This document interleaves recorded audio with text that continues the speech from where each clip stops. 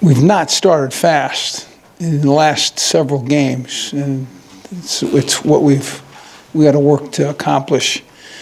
We put ourselves in a bind, and they expect us to come find our way out of that hole, and we're not going to do that. We're not going to do that. We're going to start fast. We're going to take this week in the open week, and pursue improvement. And certainly, starting fast has got to be the key piece.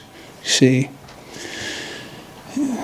we'll be good at finishing games.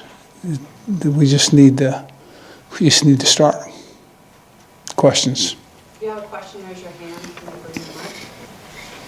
Oh, excuse me. I want to say this. I was never, I never so enjoyed an environment, atmosphere. And I can only tell you that our guys truly appreciate those people that were in the stands and rooting for the Jayhawks. I did not notice a lot of purple. It looked like to me that this was bought by guys from Kansas and guys and gals that wanted the Jayhawks to win. And it was a loud stadium, and it was a Jayhawk loud. So I truly appreciate it. I know our players do. They're sick right now. They wanted to come and play a great game for you. So another time. Right there, Coach. What kind of concerned you most about the offense's kind of lack of production today? And then what led to Carter's interceptions?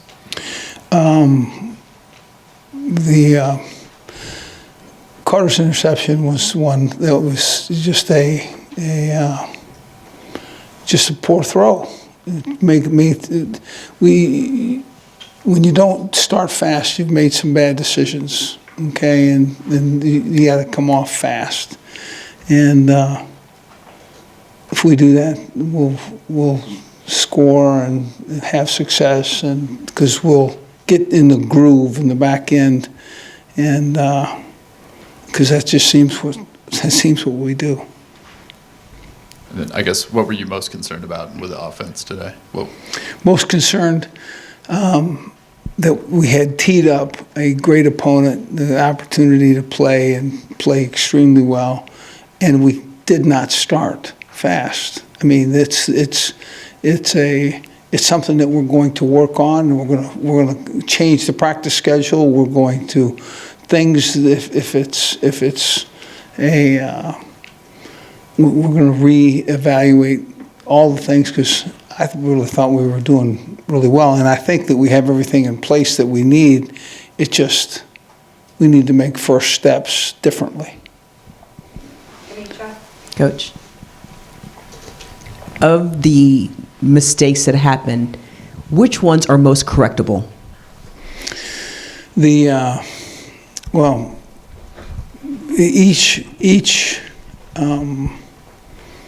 Each play has a series of, what would be commands. This is the first read, this second read, this is the third read, okay? And those plays are most easily corrected, okay, because they have such a direct path, okay? So, and those are the plays that we're going to use and make, ours and have success with that style of play. So that's it. Les, what's been holding you guys back on third down this year on defense? Not being able to get stops. Yeah, this team that we ran into ran the football and kept all of their third downs into real manageable down and distances, and I think that's one of the reasons that DJ and crew didn't have real success on third downs. Are you seeing a theme this season though in that as a whole? I certainly hope not. Okay, I kind of look at it that way in this bye week. we'll do, again, a self-scout and kind of figure out kind of some of the things that we did and didn't do in the last couple of weeks well. I mean, if you look at how we played in the last couple of weeks, you'd never figure that that would start that way and finish that way. At least I didn't. If you have a question, please raise your hand.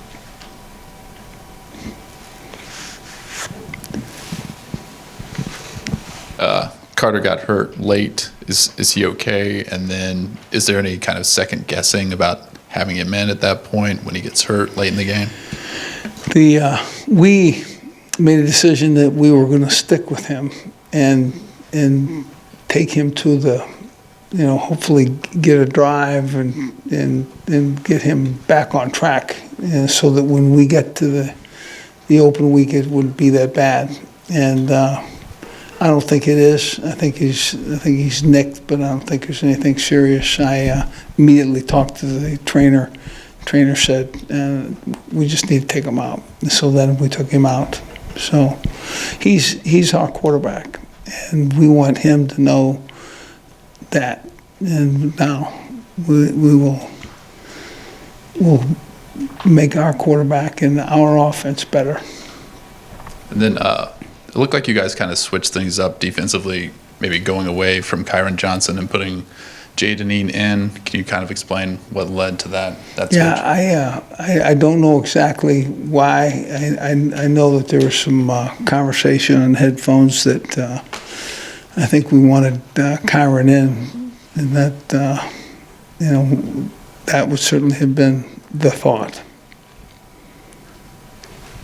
Kirby. Les, with the bye week coming up, does this give you a chance to get out and recruit and do some of that?